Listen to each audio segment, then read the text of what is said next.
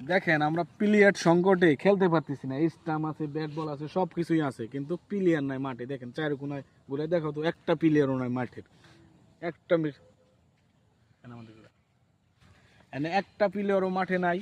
এনে আমি বলবো গার্জেনকে একটা কথা বলবো, যারা গার্জেন আছেন তাদেরকে একটা বলবো, আপনার ছেলে সন্তান যখন ঘোরার জন্য বের হয় আপনাদেরকে বলে, তখন আপনারা ঘোরার জন্য বের না হইয়া বইলা ঘোরার জন্য আপনারা বলবেন না, বলবেন যে বিকেল সময়টা কারণ খেলে আসো তোমরা, তোমার শারীরিক শক্তি হয়, শরীর শরীর ফিট থাকে, ভালো থাকে।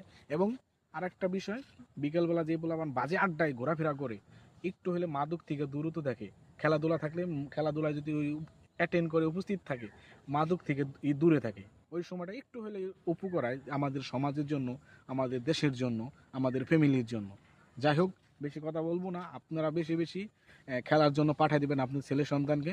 সময় হলে এই যে আমাদের দেখেন চলে আসবেন শোলডুবি গ্রামে, মাঠ আছে, স্টাম্প আছে, ব্যাট বল আছে, আমরা সব কিছু দিব খেলার জন্য।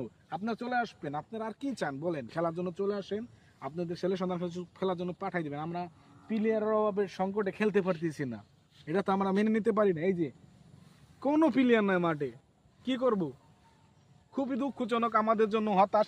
আমরা যখন ক্রিকেট খেলছি, আমরা আরো 10-15 বছর আগে ক্রিকেট খেলতাম, এখন তো আমরা কাজের কারণে দূরে সরে গেছি ক্রিকেট থেকে বিরত। এখন তো বললাম খেলার মাঠে দেখাই যাচ্ছে না। আর খেলা হইলেও যেটুকু হয় মারামারি কাটাকাটি হয়। কালকে যেমন ফুটবল খেলা হয়েছে বারেট খোলা, মারামারি কিন্তু হয়েছে। আমরা যখন খেলে গেছি, আমরা কিন্তু তখনও কোনো খেলতাম না, জুয়া খেলতাম না, কোনো খেলতাম না, কিন্তু আমরা সকালে নামতাম, মাগার 4টা 5টা বাজে উঠতাম, বিকেলে দুপুরে খাবার নাই, সকালে খাবার নাই, খেলাধুলা চালাই গেছি।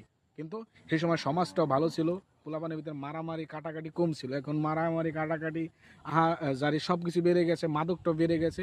এই দূর খেলাধুলায় যত পোলাপান আসবে অ্যাটেন্ড করবে, তত আমি মনে করি কি মাদক থেকে দূর থাকবে। এবং এটাই আমার আপনাদের কাছে চাওয়া, আপনাদের ছেলে সন্তানকে পাঠাই দিবেন। এই যে মাঠ আছে, এটা লোকেশন আমি বলে দিই, কৃষ্ণপুর ইউনিয়ন শোলডুবি গ্রাম, 8 নং ওয়ার্ড। চলে আসবেন আপনারা খেলার জন্য, যে কোনো সময়, এনি টাইম আপনাদের জন্য খেলা হয়। যাই হোক, আপনাদের ছেলে সন্তানকে পাঠাই দিবেন। আল্লাহ হাফেজ, ভালো থাকেন আপনারা।